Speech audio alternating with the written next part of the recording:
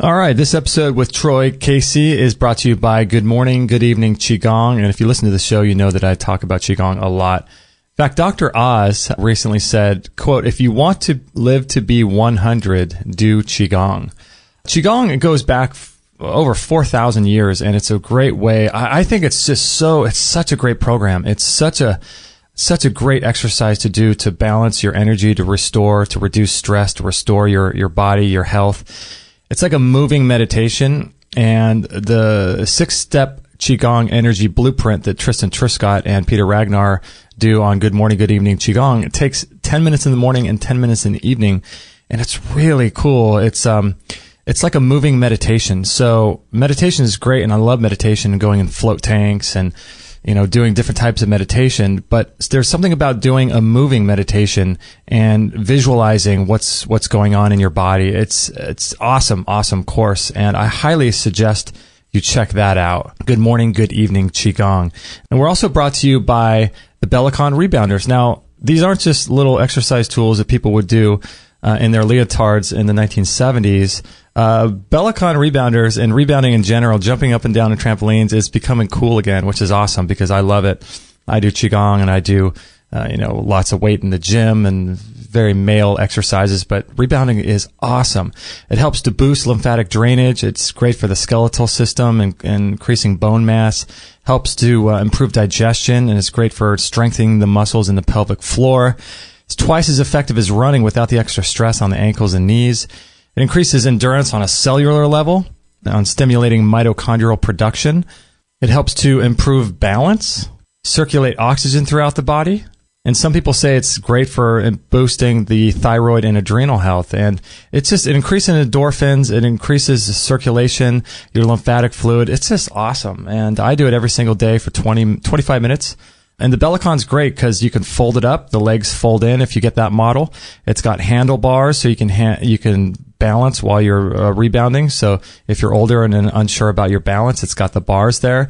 It's got flexi ropes instead of springs, so it's super silent. So, if you are concerned about waking someone up or doing it in the morning or evening, it's completely silent.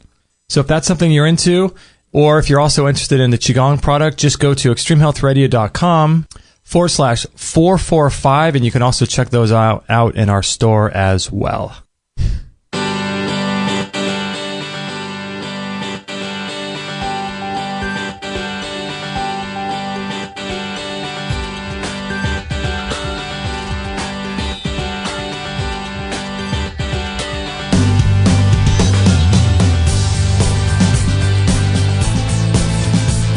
All right, happy Friday, everybody. Top of the morning. Top of the morning to you. On the last day of our super duper sauna sale. That's right. If anybody wants to know about that, we're going to have details, I believe, at the end of the show, correct? Yes, we'll talk about that at the very end of the show. So if you're interested in the sauna. And you're listening today, Friday, July 11th, 2016. No. July 15th. You're all scrambled. Oh my God. Is that right? Yep, July 15th. We're having a day. We're having we need more ginkgo. July 15th. Gee. July 15th. Yeah, so we're running the sauna sale. As many of you guys know, I royally screwed up on that and accidentally gave $225 off the sauna, which it should have only been $125 off. But I felt like it was the right thing to do, to just be a person of my word, and I don't feel like it would have been fair to go back to people and say, sorry, that was my mistake. And so... JK. JK? None of that. Just kidding. Oh, just kidding, yeah. You don't have a cell phone. I don't know these emojis or whatever they're called. What is that called? JK and... Well, it's like a shortening, what do you call those? It has a name, though, doesn't it? Yeah. Like LOL and all that. Yeah. So anyway, guys, if you guys want to have access to the sauna for this ridiculous price, please email me, and I'll give you some more details, but only until the end of this day, which is July 15th, 2015, Friday at midnight tonight Pacific time. So if you want more details about this insane sauna, and also if you want to learn more about it before you email me, you can just go to extremehealthradio.com/sauna, and I'll there's a ton of stuff there. It's one of our favorite pieces of equipment. So we have Mr. Troy Casey on the show today. What? We learned about him from our friend Matt Blackburn. Matt Blackburn, Divine Superconductor on Instagram. Follow him. He's cool. He's got really cool. Lots of crazy cool stuff on there. Divine Superconductor. We'll have to have him come into the studio. Yeah. These days. He's doing cool stuff. Yeah. But we learned about him. Actually, we reminded of Troy through him. So that was, I've learned about Troy years ago, and it was cool to be reminded of Troy's work through Matt. So we have got Troy on the line today. Thank you so much, Troy, for being on the show today. Thank you so much. Oh, you're so welcome. Yeah, I saw on your website you're doing a bunch of European and American tours now, right? Yeah, I just got back from the UK. Actually, my website hasn't been updated since last year, but I just got back from my second tour in the UK. I have a large team of sports fitness professionals, yoga teachers, naturopaths out there, and I did 11 venues in 2 weeks. So it's kind of a whirlwind tour. And last year, I also did it up and down the East Coast.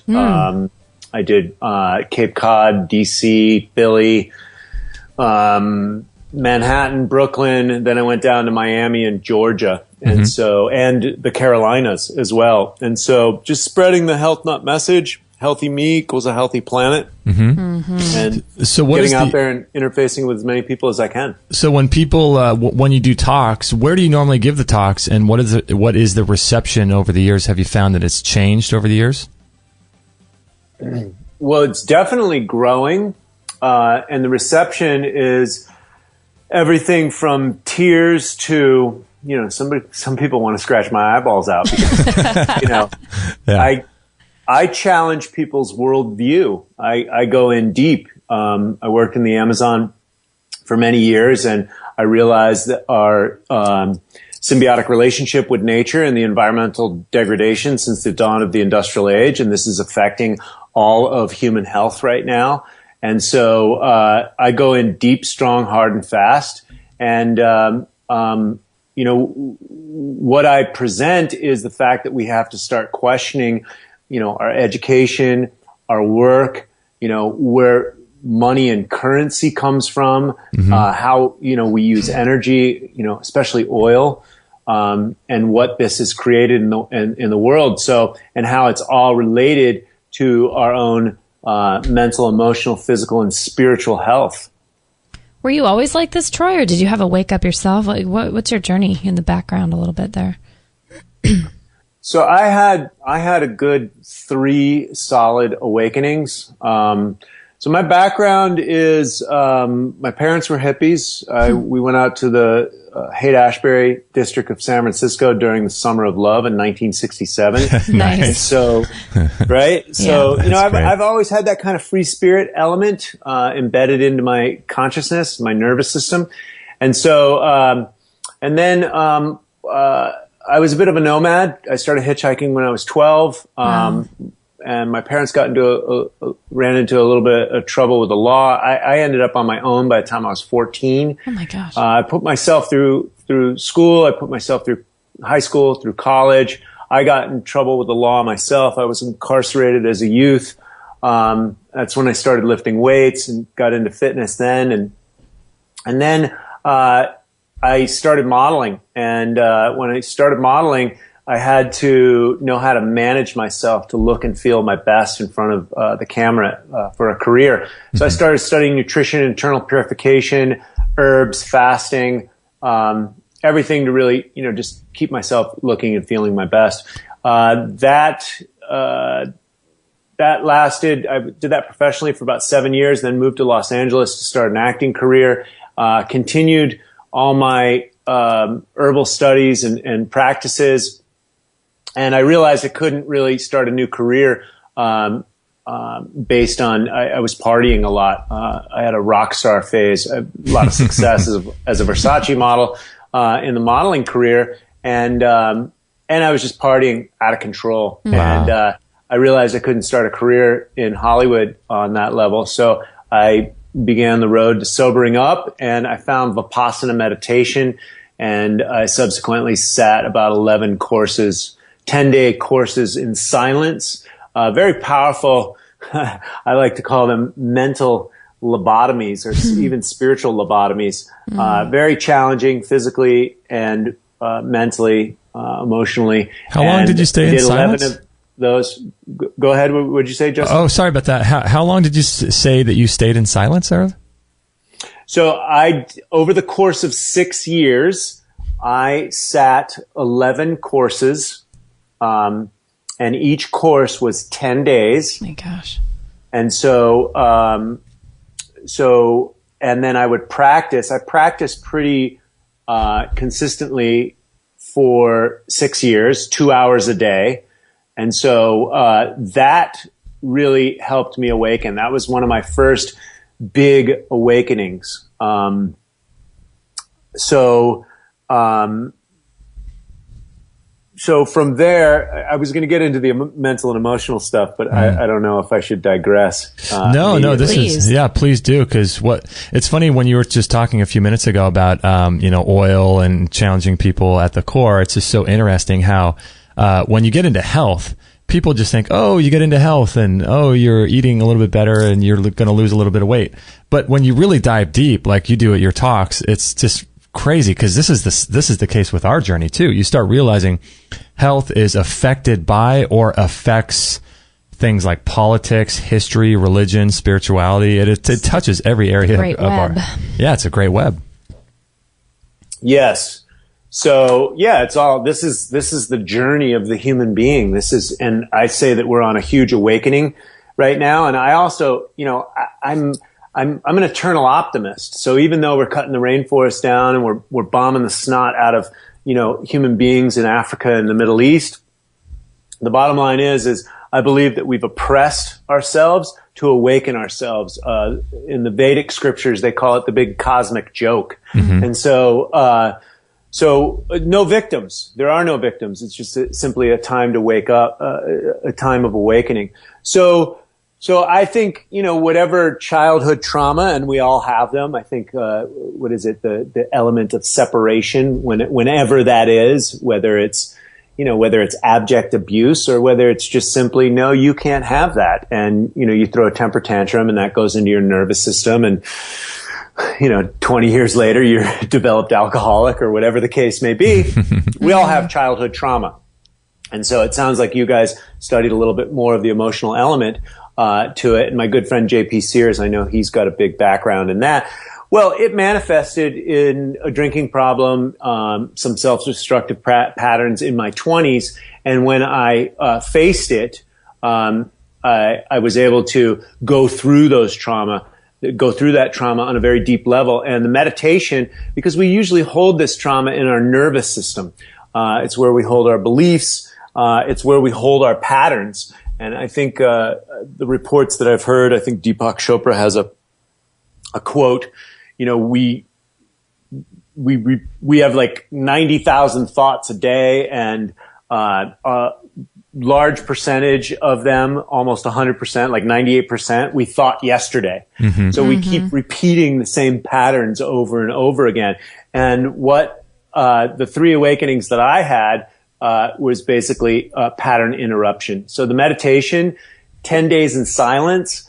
The first thing, you want to relax the body, try not talking for an hour, 2 hours, 10 days. That alone will release a lot of stress and help the body relax. And for me, it went deep into my nervous system. Mm-hmm. Because not only the mind, creates tension, it stores tension in the body, and it usually stores it in places of trauma, so car accidents or anywhere we hold our body, our musculature in patterns. That's why yoga is so useful, mm-hmm. breathing in through stuck parts in our body. So I digress, but the mental and emotional lobotomy that I went through during my experience with Vipassana meditation was extremely profound. Concurrently, at the same time, or almost the same time, I started working with Maori healers from New Zealand. Oh. And these people are known as the bone crushers. So they go very deep into the myofascial component of the body. Mm-hmm. They read the body intuitively. They find out where you're holding your patterns, and they release them at the cellular level. And I've seen them do exorcisms. I've seen miracles. I've heard of them resetting bones, both in dogs and in humans. I've just heard and seen so many miracles working with them for the past 17 years. And when the first time they stepped on the back of my calves and the nerve centers inside the inside of my thighs. So I'm sure you could imagine. Oh yeah. How powerful that is. And so, sorry, I had to turn off some programs that were making noise. No worries. No problem. So the first time they stepped on my calves, I couldn't believe the amount of intense sensations. It overloaded my nervous system to the point where within a split second, I was in a full body sweat and I couldn't shake my head or scream or loud enough or fast enough. And it was just a complete nervous system, like catharsis. Isn't that crazy? And I was hooked. And I made a video on that. You can watch my video on it, which just shows a taste of the work that they do. And I've been working with them for 17 years. It wasn't so much the physical work that they did with me. It was a couple years later when their head shaman came out. His name was Papa Joe. And he... I love that. Papa Joe. That is Joe. So good. Yeah, he was an amazing human being, very gifted healer. And he was working on these abused children, and the children started hitting their mother. So the father was hitting the children, and then by, I think they were 8 and about 13, they started hitting the mother. Wow. And so they brought them up to the Maoris, and the energy started shifting in the healing space immediately. And I was like really attracted to the energy. I'm like, what is this energy? And then it got really violent and trippy and weird really quick. The kids were getting up. They were screaming like the devil, get your fucking hands off me. And then the Maori were like, they were like, get your ass back on the table and sit down. And then they were digging into their heart chakra and stuff. Oh my gosh. And it got really wild quickly. Now, were you in New Zealand at this time, or was this over here in the States? This is in Topanga Canyon. No way. Gosh, wow. And the reason why I talk about miracles is because the people that host them, Paul and Melissa, they're the real estate moguls up in Topanga Canyon. They're very affluent couple. They had all the money to spend on drugs and fertility doctors to have children. They wanted to have children, and it took them 8 years, no children. They spent all the money on drugs, fertility doctors, all the best of the best. And it was Papa Joe and the Maori that helped them conceive. They have 2 children now. I think their oldest daughter is about 12 years old now. And so they've been hosting the Maoris for the past basically 15 years. And so, how do people get in contact with them if people live in the area? In Topanga or just worldwide? Because they travel all over. Well, no, yeah, I'm just thinking of people that are listening to this. Obviously, our listeners are spread out all throughout the world, but I'm just thinking personally, like, how great would that be to go to an event or go to a practitioner? Is that possible? Absolutely. I mean, you watch my video, you'll get a little bit more of a taste of it, and then, you can contact me on Facebook, Maori Healers on Facebook. Atarangi Muru is her name. Okay. She's on my Facebook list. Her son's name's Terrence Muru. They're in Auckland. They have a healing center in Auckland. And then they travel, 6-7 months out of the year. They're in Amsterdam, Tennessee, London, Paris. I mean, they've been traveling for basically the last 20 years sharing their healing gifts. That's really cool. It's funny you share that story because I just had some trigger point release therapy done on my back, and it's obviously nothing like what you had done, but it's still penetrating deep. It kind of reminded me of what people say Rolfing is like, but the trigger point was really interesting because when you start digging your fingers and your elbows really deep into the fascia, I mean, it's amazing how that feels. And people often say that, that's where your emotions are stored and that's where your traumas are stored, is deep into the fascia, perhaps even sometimes with people in their organs as well. But when you start digging super deep like that, there's something that it's really profound that happens. Primal. Mm-hmm.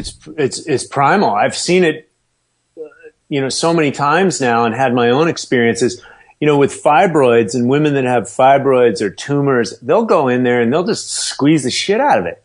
They'll just Really? they'll try and pop it. They break up fibroids. You know, they'll stick an elbow right into the gut. Oh man. I mean, I've just seen so much stuff. They'll stick rocks in the side of your head.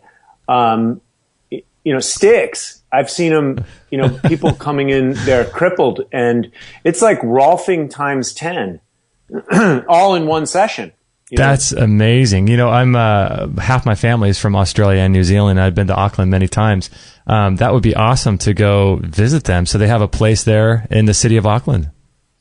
Yes, they do. And, you know, That's so they're cool. indigenous, and the indigenous rights down there, I think they fought hard for them. So they have their own houses down there. They're, what is it? I forget the word, the muka or something like. They're like kind of tribal houses, and I think that they do healing there as well. And, you know, they teach the haka, and they teach their traditional elements. And so, and I'm not sure exactly Ata's healing place, but I do know that she has a place of healing. And then there's other Maori that she works with throughout New Zealand. They also have their places as well. So, but so many people across the globe host them, especially in Europe. I know they've been to Korea. They do Hawaii. So they're pretty much constantly traveling. That is so cool. And so when was the last time you had a session with them? Let me bring that up. Just yesterday? No, it was actually 2014, I think. And I actually brought a friend up there. And they're so funny because they don't talk a lot like most indigenous people. They kind of just, you know, keep a lot of their wisdom internally, but you know, one looks over to the other and they look at me and they're like, yeah, get him, you know. next thing you know, they got me pegged down onto the ground, and a 300-pound dude is telling me to, you know, basically fight for my life. They like to do this because when, especially like abused women, they're not speaking up for themselves, they'll pin their knees behind their ears and make them fight for their life and scream and, you know, just basically make them push them off them, and they don't get off you until you do that. Oh, and usually that's some kind of cathartic primal thing. It usually brings out a ton of tears, and and it's just magic to see, you know, the healing that it brings up, and the fact that it's so intense and so primal.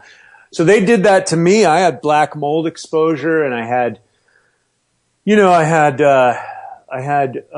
some emotional stuff with my wife and I, and we moved 7 times as a family, and I was kind of frustrated, and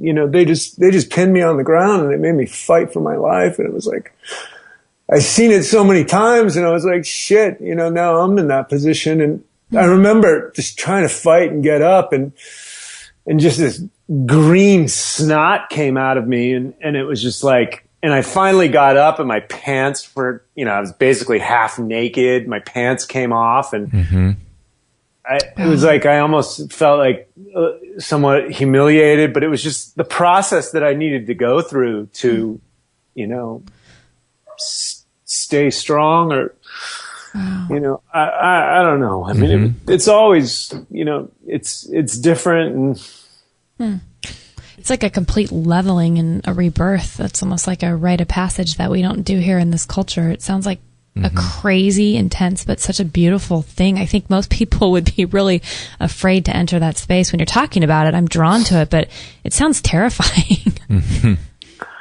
Yeah. And so, you know, and I've had like 60 treatments too. And so, I mean, you know, the meditation is great. That changed my life. And the Maori, I mean, so instrumental in my own, you know, awakening. And the few workshops that they've taught, and then before Papa Joe died, he sat with me. I worked with him for 6 weeks.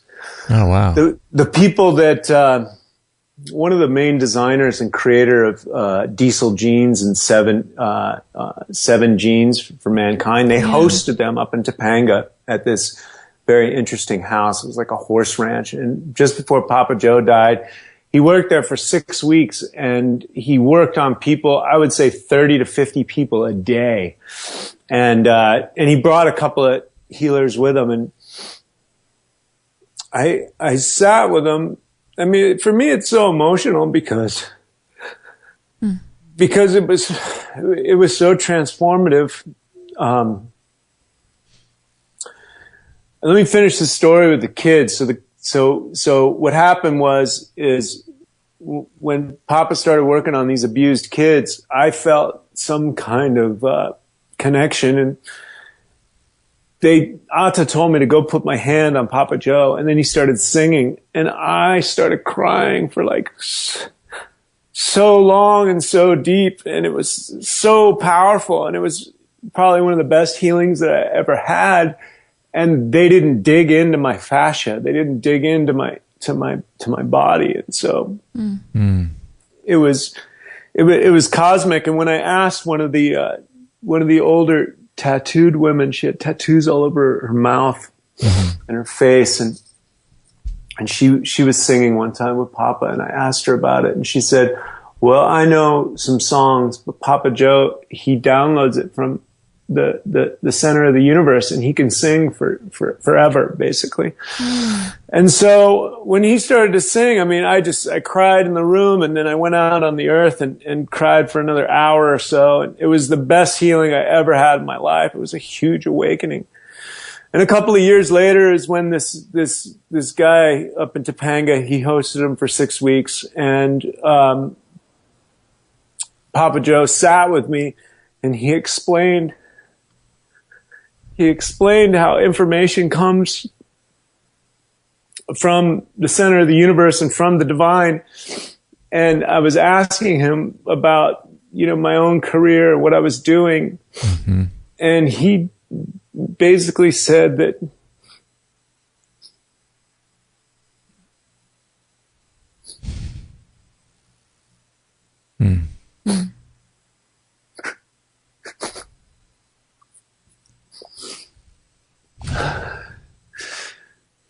He said that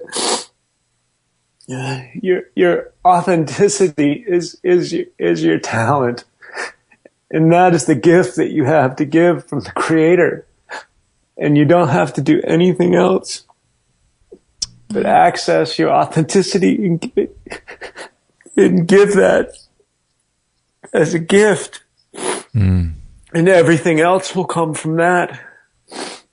And at the time, I was still doing stand-up comedy, and I was auditioning for film and TV, and I was caught up still in that rat race. And so it was so cryptic the way he explained it, and I wish I still knew where that piece of paper was. But that experience it stayed with me, and I took a workshop on the haka as well, their warrior dance. You can see them do it before the rugby tournaments. Very extremely powerful. And so the haka is all about authenticity, and to really draw that out in your opponent, friend or foe. And so so they just really taught me about authenticity. And I recently wrote Atarangi, who is the one who is kind of healing, heading up all the healing worldwide. And funny thing is I was helping her with just some information, and she was admiring my work and what I do and my tour in the UK and traveling and teaching. And she said, "I don't know how you do it." And I said, "Well, you guys are the ones who taught me about authenticity." In the first place. Wow. Do you feel like, Troy, that's something that people struggle with the most? If you had to, I mean, I know that's a hard question and a loaded question, but being authentic to ourselves, I just don't think we see that very often in this world. And do you think that's people's main struggle, of finding what that means? Well, absolutely. I mean, human beings, and that's why I like working with indigenous first of all, the Maori, the most I've worked with, but also the Shipipo and the Amazon and whatever Native Americans I've sat ceremony and sweat lodges with here. The thing is there is that wisdom, that knowledge, that sacred knowledge that has been kept, and that primal element, that understanding that we're all connected, that we're connected to the earth. Mm-hmm. And we've, divide and conquer is the oldest trick in the book. They don't have to deploy armies anymore to go, all they have to do is play with the economy and play with the food supply. Right. And you've divided the family at the dinner table. Right. And so, right. This is by design. And I'm not a conspiracy theorist. And again, I'm an eternal optimist. And this is just the cosmic joke. This is God playing a big joke with God. Mm. And so, for our own, awakening, you want to awaken a spirit, oppress it, put the concrete over the chute. That chute of grass will shoot through the concrete. Right. And so, or at least this is my working philosophy. Otherwise we're victims, and there's no way that I can succumb to victim consciousness. We're not victims. We are victors. And so the indigenous wisdom, it's been kept in a lot of its purity and its understanding, and the antithetical element of basically life on earth. I think the antithesis is what we see in commerce, media, education, for sure. This is about, manifest destiny and industrial age, and not that any of these things are necessarily bad or good. I utilize airplanes and technology as well. Mm-hmm. It's time to do things efficiently. So to bring in the old wisdom and utilize the technological advancements and create systems that are beneficial for all, and make sure that the common human heritage, the air, the water, and soil, is safe and hospitable enough for all human beings to use so we can flourish. Mm-hmm. And so the human being has absolutely been disconnected and turned off. The DNA literally has been turned off just by using fear mechanisms. Mm-hmm. And so, there is no mistake in my mind that this is, by design by a few select people. And again, if you go bigger picture than that, it's just God playing, wake up games with God. Mm-hmm. It's the big cosmic joke. And so, but it is time to wake up. It is time to get outside of the systems that we've been taught, unify humanity on fundamental principles of air, water, and soil, mm-hmm. and utilize technology to build systems that are equitable for all. The reason I say equitable for all, and this isn't some utopian pie in the eye, hippy dippy do, scenario. We have to build energy systems that work for everyone. Otherwise, we're burying nuclear waste in West Africa or dropping depleted uranium bullets and bombs on people in the Middle East for their natural resources. The world is to a certain extent, finite, and the planet Earth. And so we've got to build systems that are beneficial for all. Otherwise, somebody's going to be pooping in the commons, and downstream, they're going to be putting that in their mouth. Mm-hmm. Yeah, I agree. I love what you're saying about the indigenous healers, because, I think a part of the issue, I think, in today's culture is that not only are we just disconnected from nature and what it really means to be human, but we're also somehow in some weird way disconnected from like a tribal rite of passage where people at a certain point in life, all throughout ancient cultures, you see this where tribes and even bigger cultures like, bar mitzvahs and things like that in Jewish cultures, we don't have that in today's culture. We don't have like an elder or some group that looks out for us and,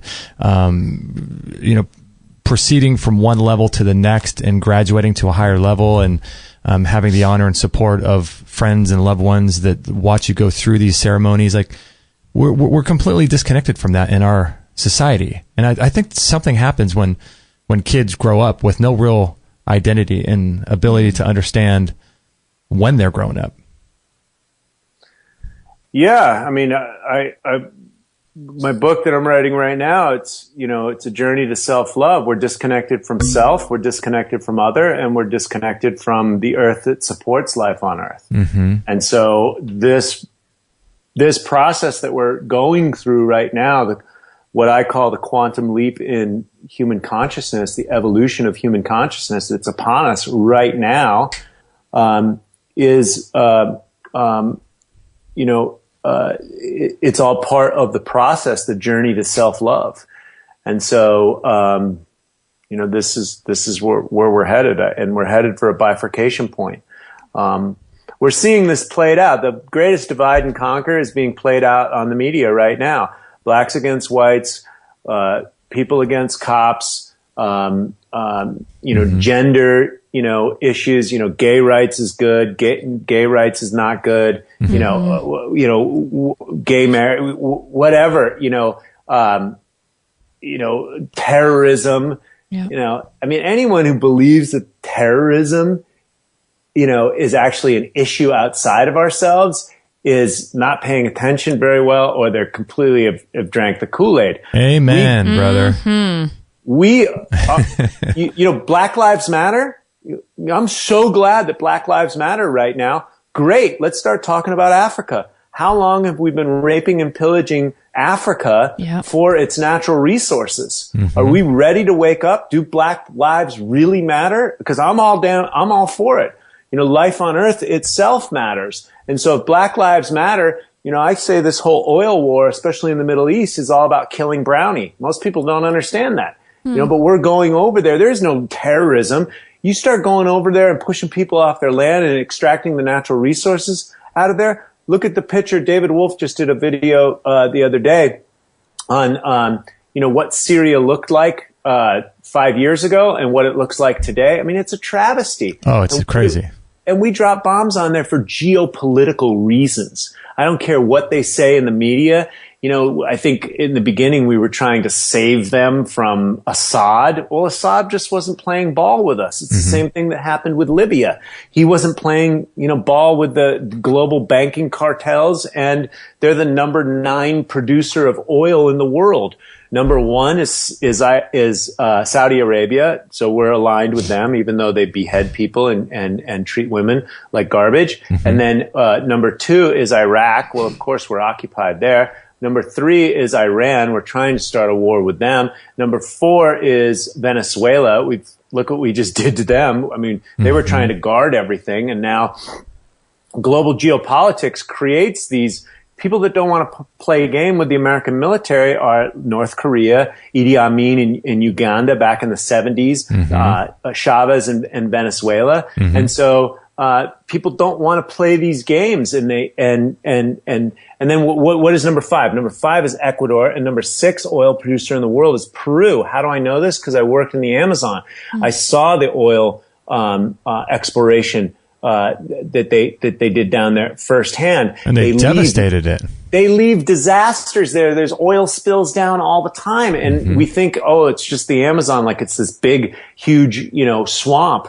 The fact of the matter is there's tons of people living down there. And that's their livelihood. That's their land. That's their area where they live. And that's the, we can't, they can't just leave like we leave, Correct. I was trying to bring some of the people up here to work with people in the United States. They don't give them passports. They don't give them visas. They don't, they can't get out of there. They can't just walk across the borders like they do from Latin America, Mexico and stuff like that. So, this, for me, it's all big picture stuff. That's why, I throw in there equitable systems.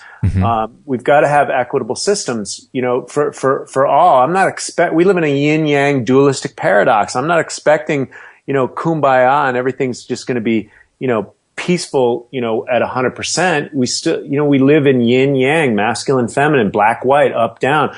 We still have to have a contrast in this experience of God experiencing God. And so, however, we can definitely use technology, permaculture, free energy, which Nikola Tesla was onto, and Elon Musk basically is basing a lot of his career on. Look what he's doing. He's got PayPal, which is alternative currency. He started Solar City, which is basically some form of free energy that's harnessed. Then he's got Tesla Motor Cars, which is named after the guy who created free energy or zero-point energy, and a whole electric car infrastructure that is designed to transform the rest of the world, not by fighting it, but by creating a complete infrastructure. You've got permaculture. You've got self-care education. If we can teach people how to self-manage themselves so that we don't have this burden on this medical industry that's set up to keep people sick.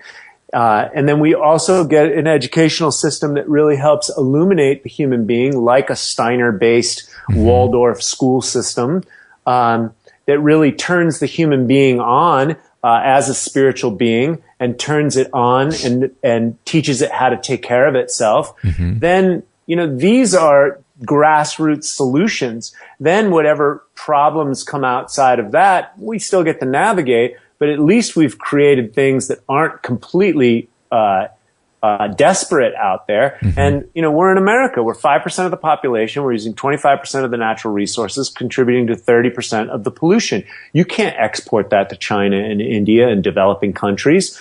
Basically, that's what's happening is we're looking at environmental collapse right now. And so I've seen the vision. I had 3 visions when I was in the Amazon and in 2006, and they've been unfolding ever since. We make it through this situation that we're in, this environmental degradation.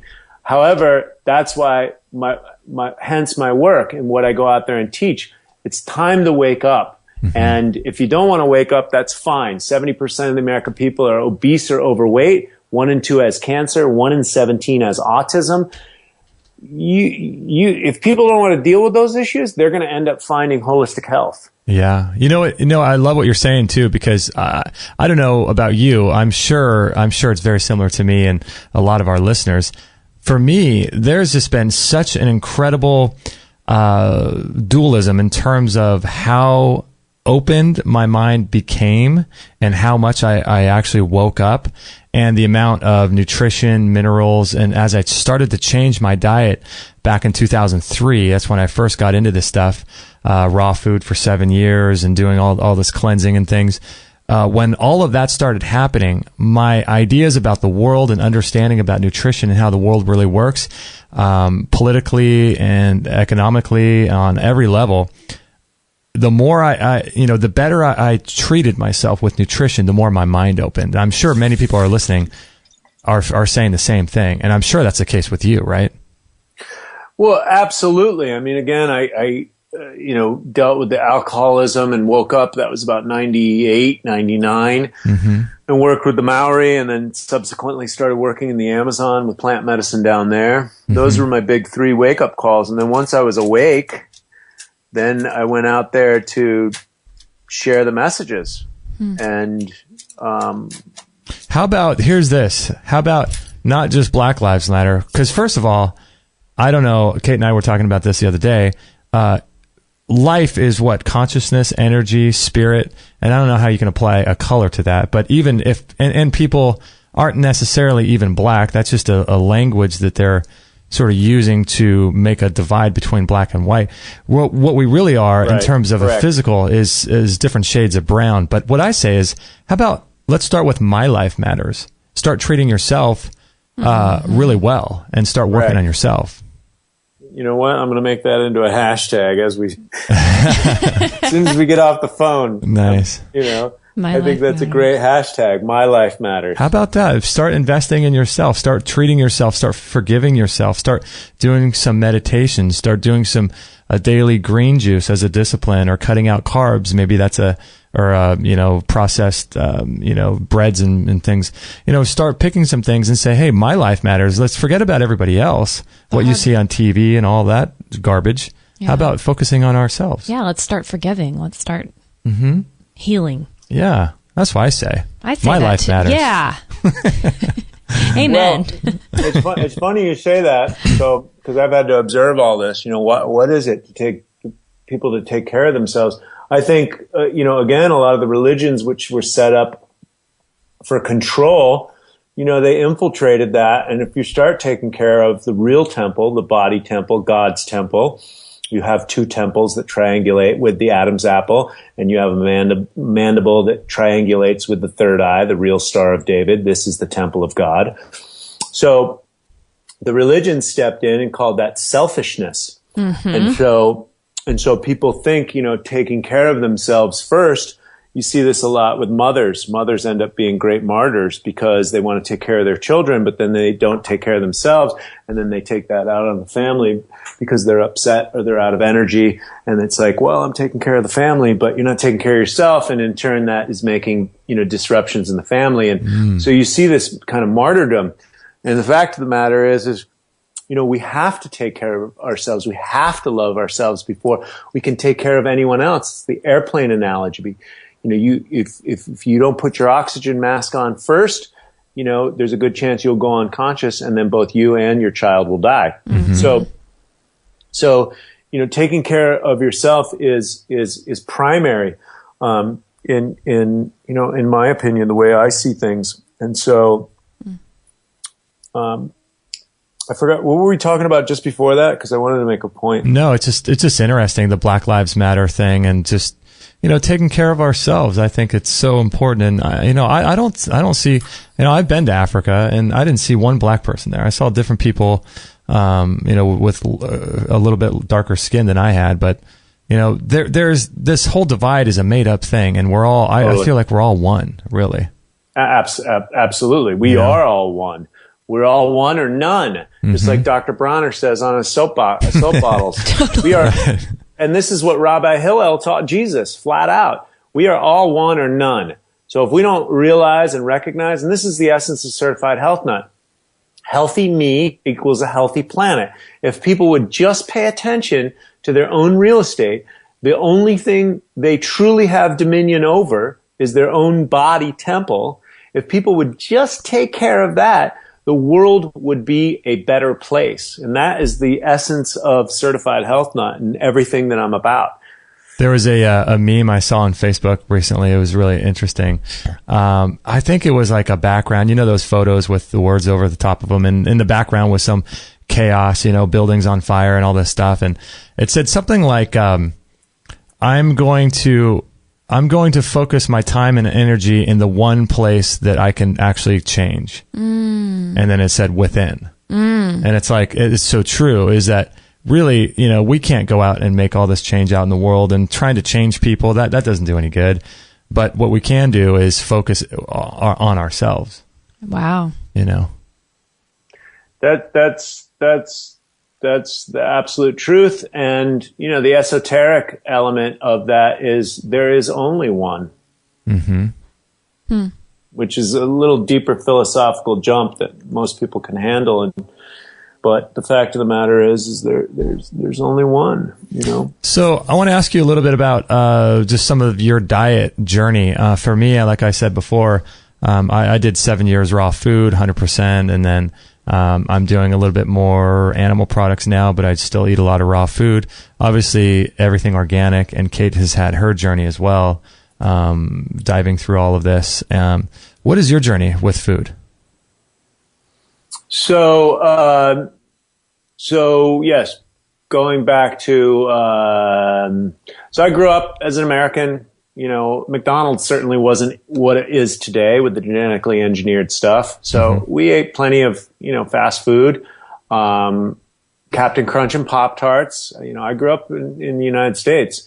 And again, I don't know if Roundup and glyphosate was out there, but, I ate wheat and dairy, and I had asthma. So I knew I had to change something as soon as I started to wake up. And when I started modeling, I started paying attention to, hey, how's my body affecting? Let me look in the mirror. Oh, you're pudgy or fat or bloated.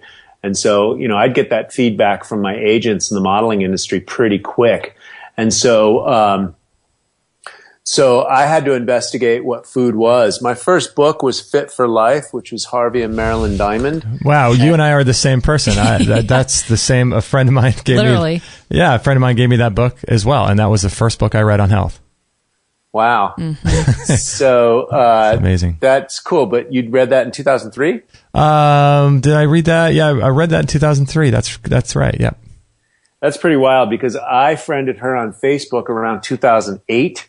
And she shared with me that she almost ruined her hormones. And I've subsequently seen, the whole vegan lifestyle, be fairly detrimental to many people, especially women, because they have hormones for two. And if the body doesn't have the proper nutrition, it starts catabolizing itself with a cortisol release. Right. And so this just sends the hormones into a tailspin. And so, and we've subsequently seen this with some of the raw food movement, people losing their teeth. Denise Minger was one of them.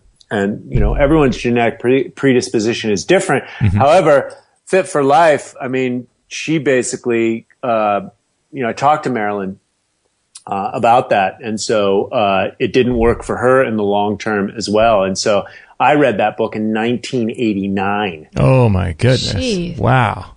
And so, you know, here's the thing. And Daniel Vitalis talks about this in his Myth of the Omega Man video that you can find on YouTube.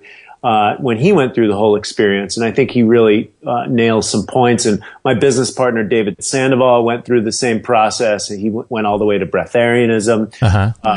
And so the bottom line is we go from this Captain Crunch and Pop-Tarts of, oh, okay, I don't feel so well. I don't look so well. Okay, what's going on? Okay, let me grab a nutrition book. Oh, this makes common sense, right? Right. You should be eating fruits and vegetables and food, right? And then you throw in a little bit of vegan ideas, ideals, philosophy, and that sounds right too. Like, oh, can't we just live off of, you know, plant materials? And so, so that sounds good. But then when I tested it, and then of course I wasn't eliminating wheat at the time and soy at the time. And so when I tested it, it felt good because I was shopping at farmers markets in Italy. So putting a large variety of new fruits and vegetables into your body, definitely I lost excess weight. I started feeling a little bit different, and the knowledge just sounded like common sense. Well, fast forward 2 years later, I lost too much weight. I lost too much muscle. I was anemic. I had dark circles underneath my eyes. I was still bloated, probably from eating soy. And so then I just started eating whatever and felt better. But I also started juicing at that time. I learned about fasting. I learned about herbs. So I kept on experimenting with my diet all the way up until and eating super clean. Fasting was always a great way to reboot my system and help my organs and glands reset. And so I've kept that technology with me ever since. And then I started studying with Paul Chek about 4 years ago, and he brought in the metabolic typing and kind of the understanding of, you know, if we're Northern climate genealogy, and I'm Northern European Irish, you know, there's not too much vegetables that grow on ice. And so, that made a lot of sense. And we, you know, we're hunter gatherers. So when I started implementing a lot more saturated fat in my diet, animal organs, bone broths, I started to feel better. So, you know, the paleo diet has worked much better for my system. And then heavy rotation with that as well, staying away from processed, pasteurized dairy, staying away from processed of the wheat as well has really helped me. It took me almost 20 years to figure out the whole wheat thing. And then but early on, I noticed as soon as I got into a lot more fruits and vegetables and got rid of dairy when I went vegan, a lot of my asthma issues vanished. They completely vanished. And so now that I have a better understanding of an omnivore's diet and what works for me, I stay balanced. Now, as I get older, I also realize, you know, I like the whole vegan utopian ideal. However, I think we'd have to change the stress levels around a lot more. I think we'd have to get into some kind of more biodynamic living with the earth element to pull it off. You know, when I'm very stressed out, I know that animal fats, especially some like kalbitang Korean rib soup, you know, that basically quells my nervous system. So I know that animal fats really work for me. However, if I could lower the stress levels, maybe I wouldn't need so much. I mean, I like going to Cafe Gratitude and having their macrobiotic bowl. It digests very well for me. Some of the other vegan food doesn't. And so it really comes down to balance. Right now I have an omnivore-esque, paleo-ish type of diet. And I do 3 to 4 cleanses a year. Liver flushes, juice fasts, et cetera, et cetera. I've been doing that for 26 years. That's how I keep my body optimized. Have you ever tried raw meat? You know, I did, because I was a member at Rossum, and I did when the FBI came and took $50,000 worth of food and finally shut the place down. I remember that. That was like about 7 or 8 years ago now? 2011. I did the report for Natural News on it. You can Google it. And I watched and then I interviewed Paul Chek the next day. Oh wow. And that's kind of where Paul and I's relationship kind of took off. Ajanus was down there, and that's why I don't adhere to any specific diet paradigms, because Ajanus, he had some good points. The fact of the matter is his breath smelled like hell.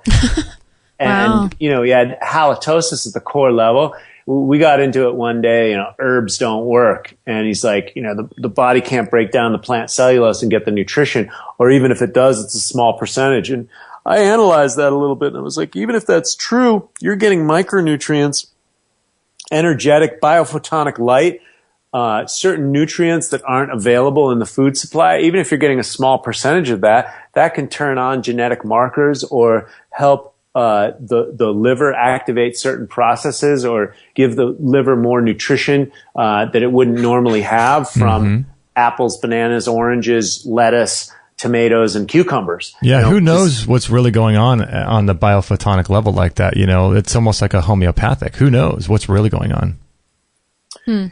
So exactly. So, and I'm a prime example of, this isn't just theory.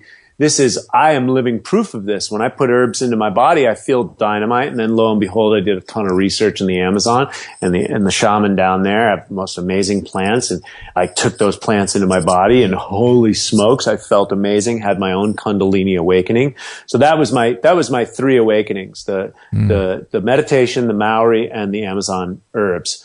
Including ayahuasca.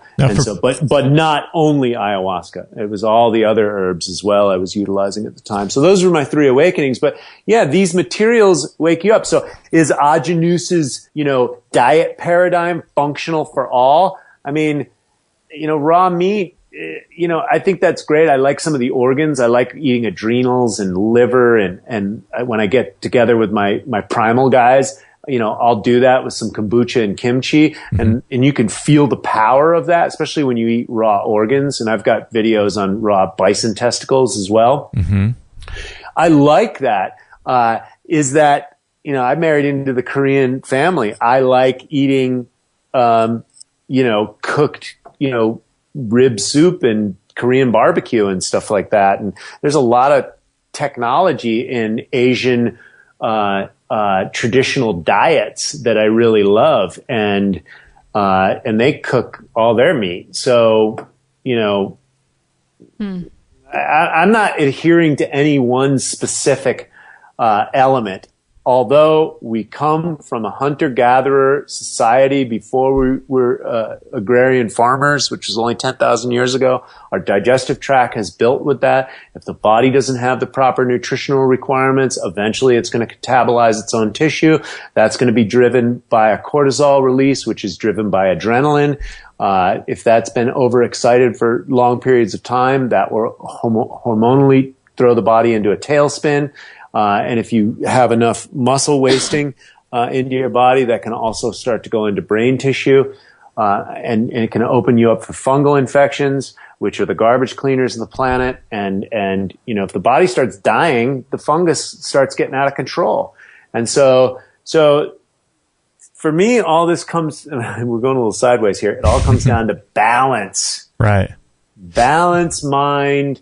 I was just on a plane coming back from the UK we weren't eating a lot because trying to go find organic food on the fly, home cooked food on the fly didn't work very well. So I had all my superfood nutrients with me, but I needed macronutrients. So by the time I got on the plane, which was a 12-hour ride back from the UK, I was eating plain food. And you know what? At that point, I got to let all my mental and emotional neurosis, I got to let it go. Mm-hmm. You know what? The calories went down in my body just fine, and I pooped it out the next day. And you know what? We got to live in the world that we created.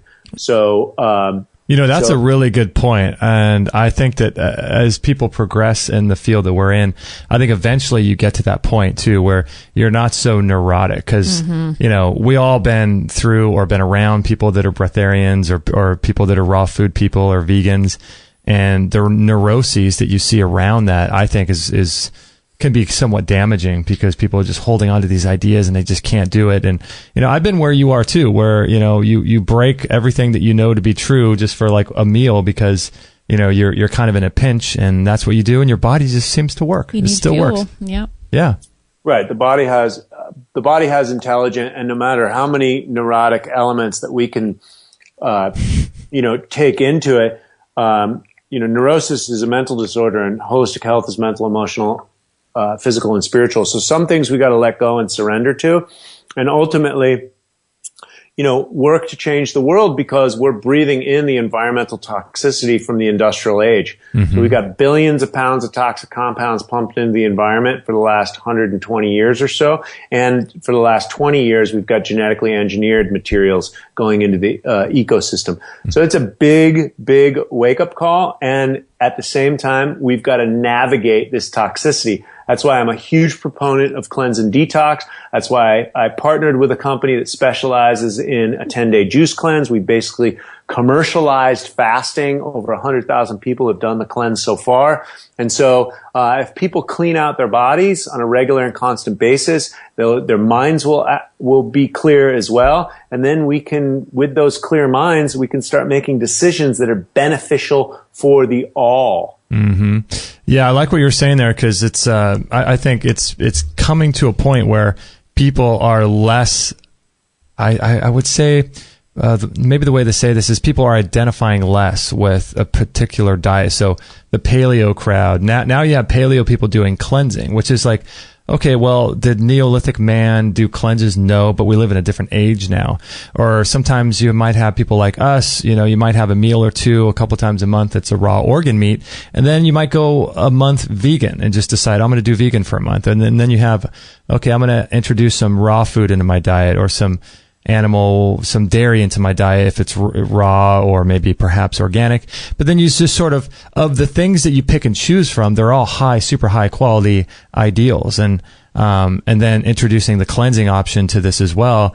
And I think that you get a wide spectrum of dietary nutrition and, it's a good way to go about it rather than just saying, I'm only going to follow raw meat or I'm only going to be a raw vegan. And then you start getting into these weird deficiencies, I think. Well, absolutely. And I have two small children and, my son he's pretty skinny and I got him out riding their bicycles and swimming in the ocean and stuff like that. And it's like, we eat super clean. And if in the morning he's like, I'm not hungry anymore. And next thing you know, we're out riding the bicycles.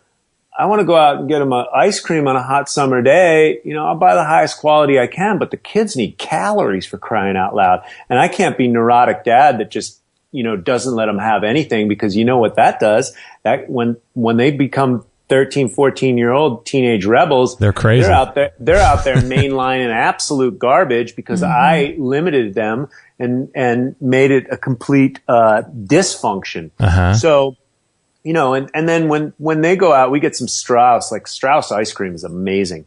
Sometimes I'll have one. Dairy's not the best thing for my body. I avoid gluten like the plague, but again, sometimes I just go, you know what? I'm just going to let it go and deal with whatever comes. And so a little bit of ice cream, a little bit of cheese here and there. And I do some of the raw cheeses, especially when I'm camping and I need really dense nutrition. I'll go for that. But yeah, just not being neurotic. I mean, I'm not a cheese guy, every week. or ice cream guy every week, but you know what? I'm not against it either. Yeah, I like that approach because, like I said before, we just have come out of such a neuroses of identification with dietary principles. And I think that just letting go a little bit is a nice thing, and not having to be so dogmatic and crazy and neurotic. Because, like you said, you just spread that onto your kids and, who wants that, Amen. Correct. I had to deal with the daddy organic Nazi stuff in the park, and look, well, especially when they're trying to feed your kid Cheetos, can they have some? And I'm like, absolutely not, you know? Yeah, I know what you mean. So I got to go buy, I got to go buy organic Cheetos, but it brings a laugh, Right. And at least I know that those ingredients are a little bit more upgraded than the absolute genetically engineered food coloring carcinogens of the other stuff. Well, Troy, I want to thank you for your journey and sharing so much from your heart today. What a awesome, this is one of my favorite podcasts we've ever done. And I just want to let everyone know too, what is the best website and place for people to find you? Is it certifiedhealthnut.com? Certifiedhealthnut.com is pretty good place to go. We're always working on upgrading marketing to the next level, but that's a good place to go. And the best place to connect with me a little bit deeper is always social media. I got a ton of content. All my research in the Amazon is on YouTube. A lot of my videos from the last 10 years is all there. My Maori videos, my Tai Chi videos, my nutrition videos, etc. And then, Facebook, it's just a good, easy place to connect and see what I'm up to and trying to spread the messages of love the best I can. That is so cool. And what are your upcoming talks? So,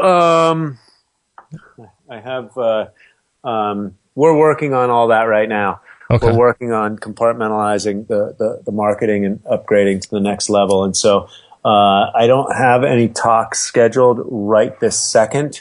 That at least pop into my mind. So just stay tuned to my YouTube page, and I do at least one radio show a week. So if you want to catch me live or ask me questions, just go to Facebook Certified Health Nut page. Okay. And that's a good place to keep up. But I'd love to do some live events with you guys, so keep that in mind for the future.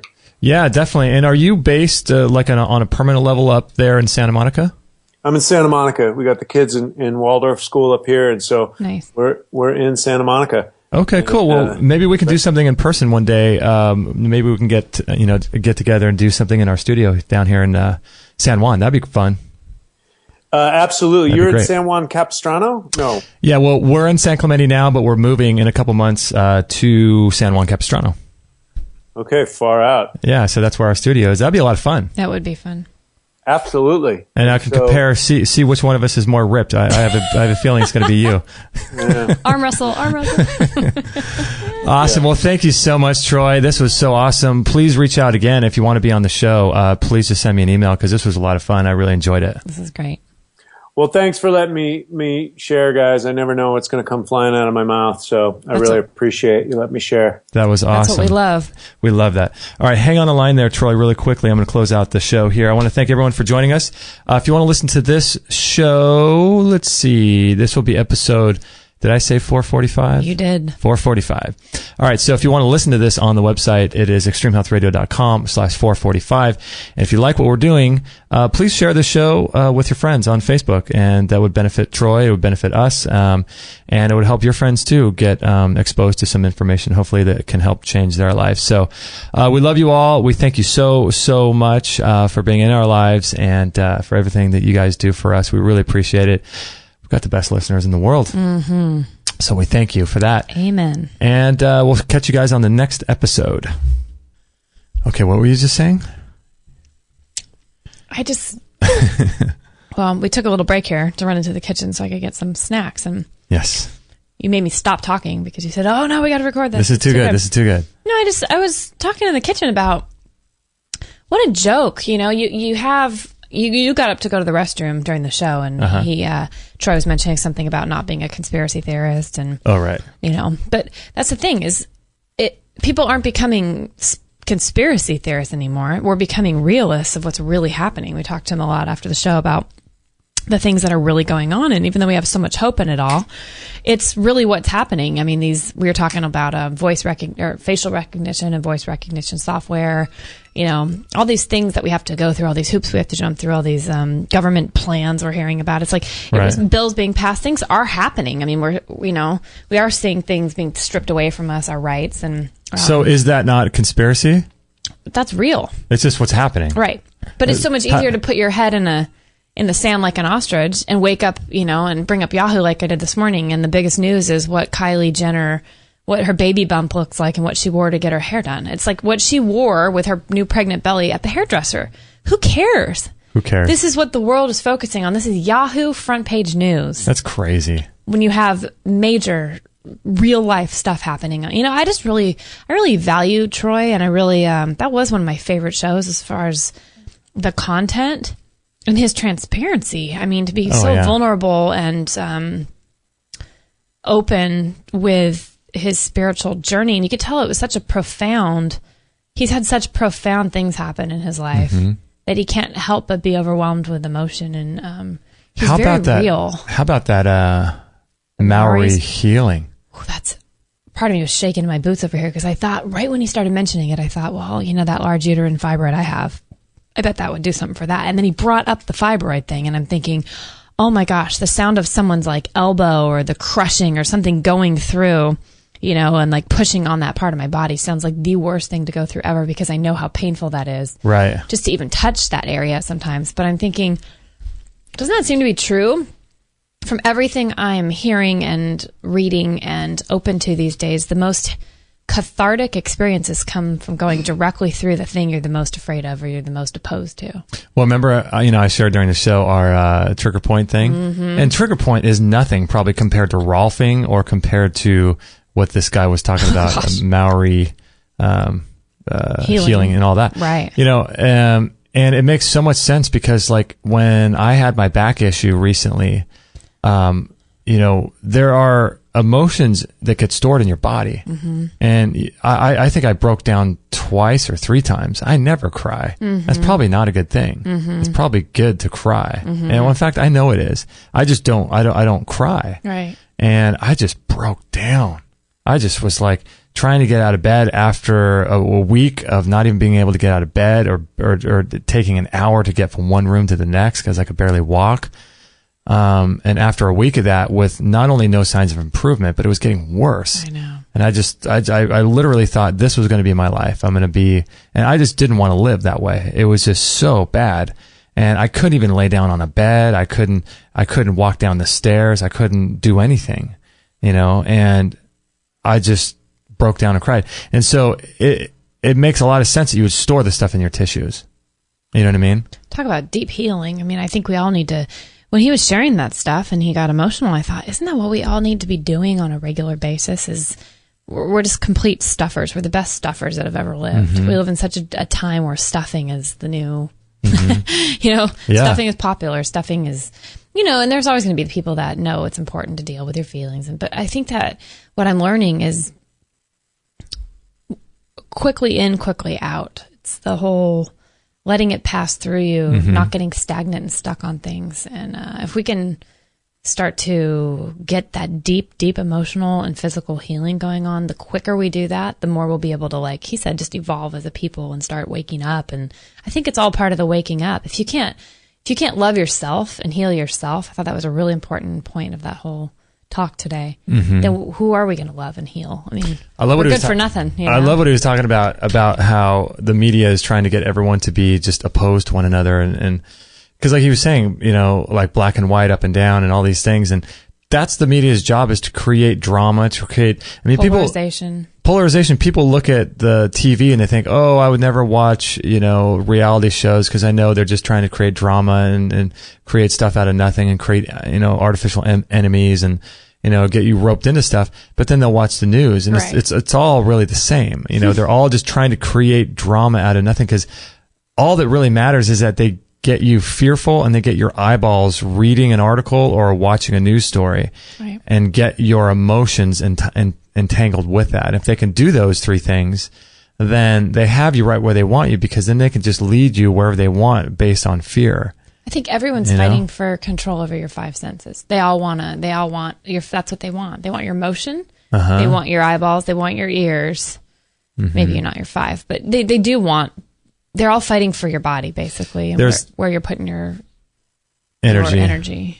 There's a guy that I worked with a long time ago, and he was, we were doing security, and he was an older guy. He was probably mid 70s at the time. And, he was just doing it for extra money to invest. And I remember him telling me that he, was telling me everyone is going to fight and do whatever they can do to get into that wallet that's in your back pocket. They'll say whatever they want to say. They'll say whatever you want to hear. They'll do and make you feel however they need to make you feel in order for you to bust out that wallet and spend money with them. And he was saying, like, you need to protect that with everything within you. There's nothing wrong with spending money, but make sure you're not spending it on based things on what they're feeding you. On things that are making you feel a certain way or going to put you in debt. And I feel like it's the same way with media and things. Like he was saying, this Black Lives Matter and all this stuff. It's just it's all designed to separate us. Yep. It's funny how knowing all this stuff, I've changed a lot in the last few years about how I view spending and what I value, where my dollar goes. But it's so deeply ingrained that, like, we ended up selling our 4Runner, it's not a huge SUV, but it was a good sized car. Loved that car, but it wasn't making any sense lately with the gas, and we were just spending so much money and the resources, and I don't like that kind of stuff. So we went for a small, Prius hybrid type thing. And, I was driving it along the other day, and I looked over and saw a 4Runner, and I got kind of like nostalgic and sad. Really? Yeah, a little bit. And I thought, what is it about?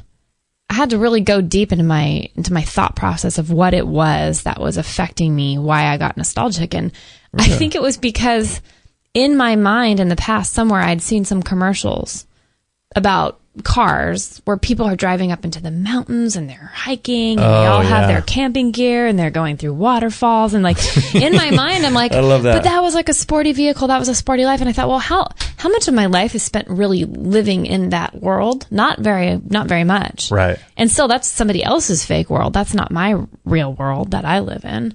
And I thought, wow, letting go of that car symbolized letting go of an ideal of something I never even had anyway.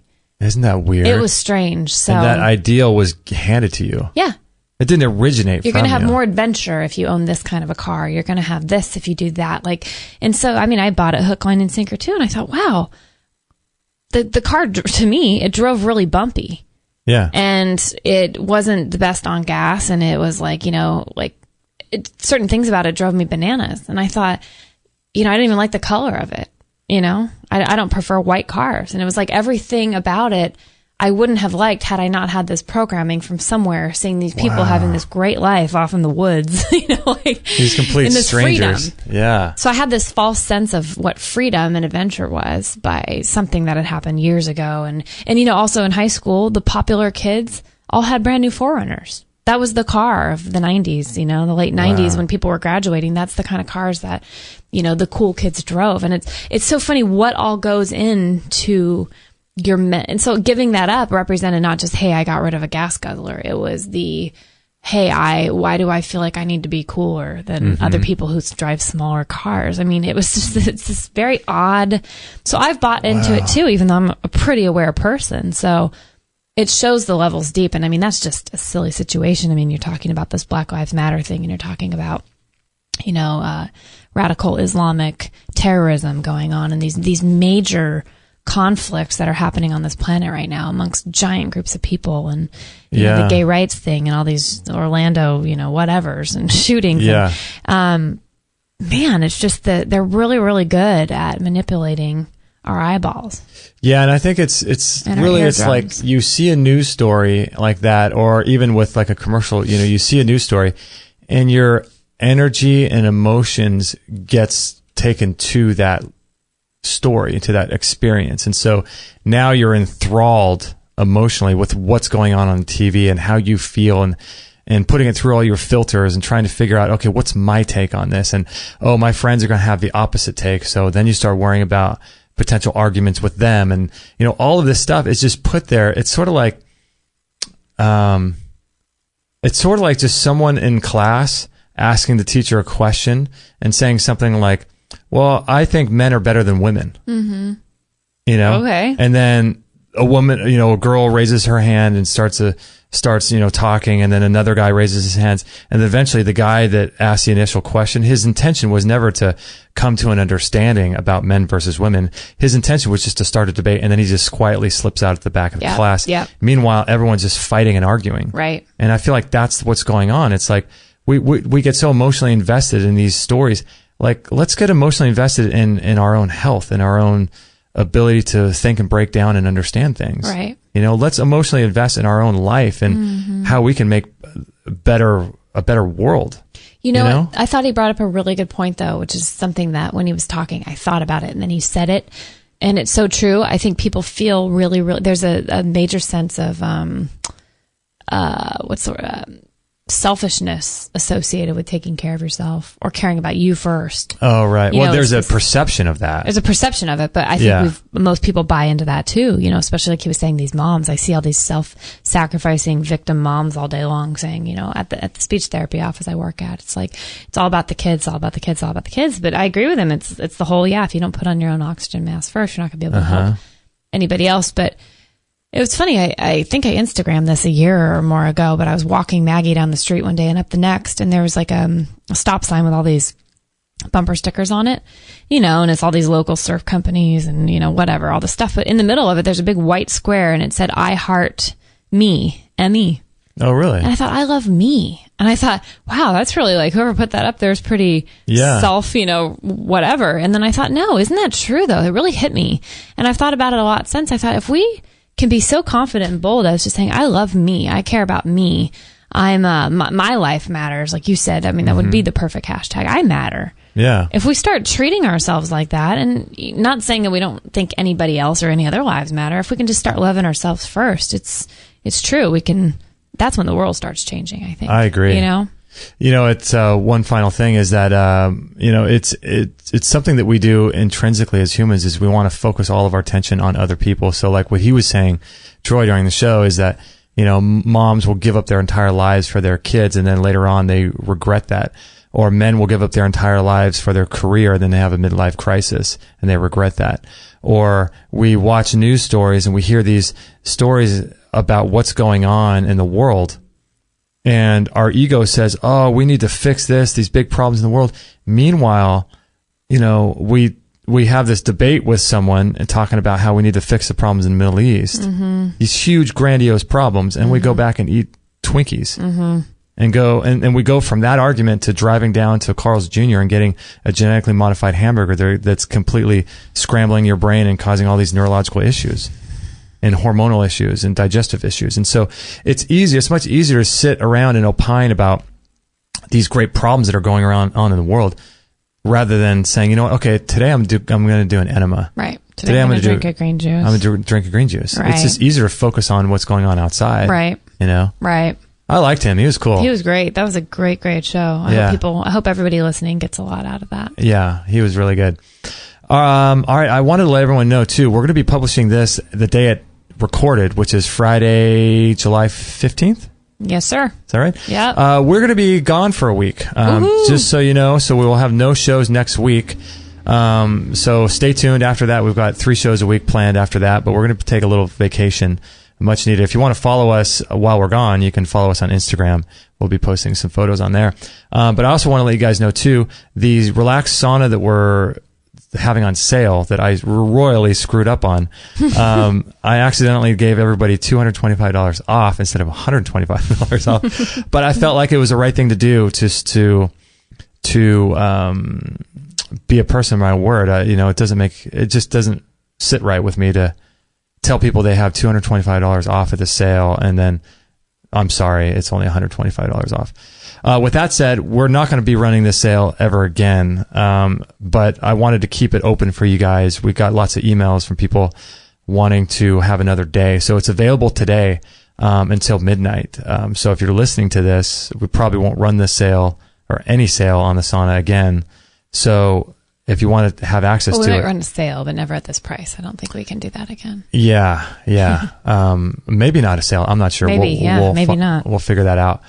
But if you want to get access to it, you can learn more about the sauna itself at extremehealthradio.com/sauna. And I just wanted to, bless you guys for, and just say thank you, for all of your listenership and support. So we're going to keep it at this sale price for another 12 hours. And if you're listening to this within that time, then you can email me, get more details about that. Otherwise, it's the regular price, which is on extremehealthradio.com/sauna. You can learn more about it there. You can listen to all the shows there. And we appreciate you guys a lot. We love you guys. This was episode 445 with Pass it on. Troy Casey. Go visit his website. Had a brain fart there. I need more ginkgo. So thanks for listening, everybody. We love you all. Thank you so much. We'll catch you guys on the next episode. Hey, everybody. This is Josie, Justin's mum. Don't tell him, but I know he would absolutely be really happy if you would sign up to his free weekly newsletter. And don't forget to share this with all your friends. This is the buzzing bumblebee signing off. So good.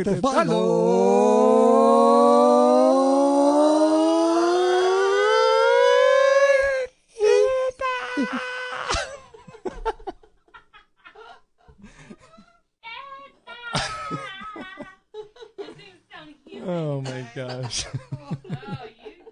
No material on this blog is intended to suggest that you should not seek professional medical care. Always work with qualified medical professionals, even if you educate yourself in the field of live food, nutrition, and alternative medicine. I'm not a doctor, nor am I offering readers medical advice of any kind. None of the information offered here should be interpreted as a diagnosis of any disease, nor an attempt to treat or prevent any disease or condition. While information in this blog is discussed in the context of numerous